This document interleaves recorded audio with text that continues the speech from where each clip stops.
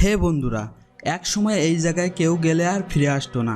হাজার বছরের রহস্যময় এই স্থান কামরূপ কামাখ্যা।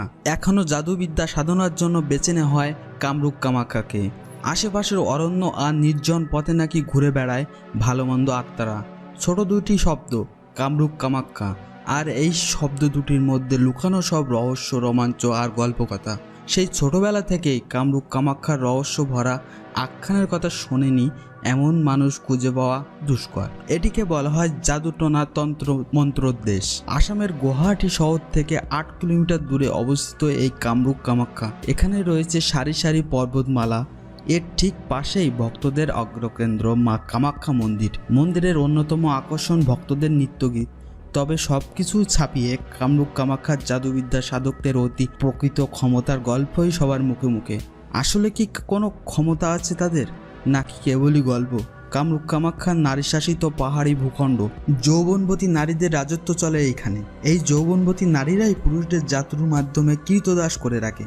দুর্গম পথ পাড়ি দিয়ে সেখানে যেতে হয়। যে ফিরে আসতে পারে সে হয় জাদুকর। অনেক অসাধ্যকেই সে করতে পারে সাধন। কামাখ্যা মন্দিরের 4টি কক্ষ আছে, গর্ভগৃহ ও 3টি মণ্ডপ।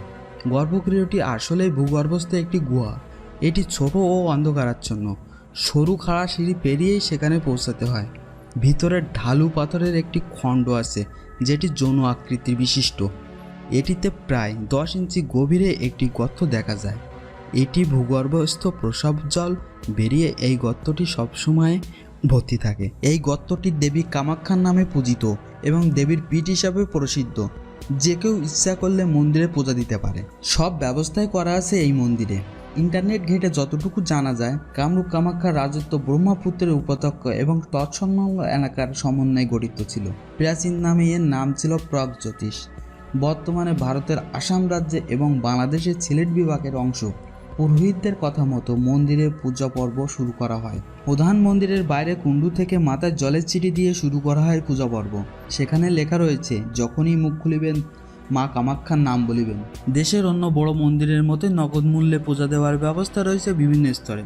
দর্শনার্থীদের লম্বা লাইন, অনেকেই বেশ কয়েক ঘন্টা দাঁড়িয়ে পূজা সারেন।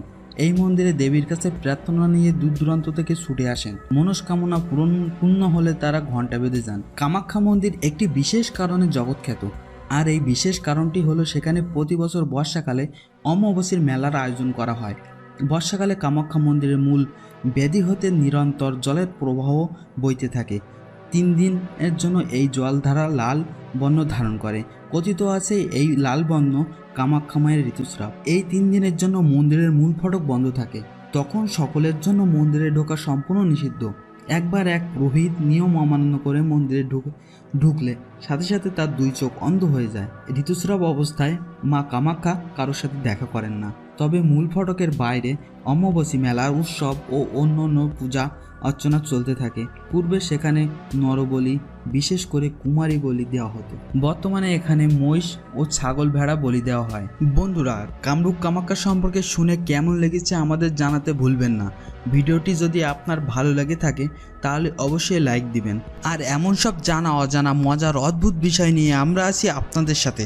আশা করি আপনারাও আমাদের চ্যানেলটিকে সাবস্ক্রাইব করে আমাদের সাথে থাকবেন। ধন্যবাদ।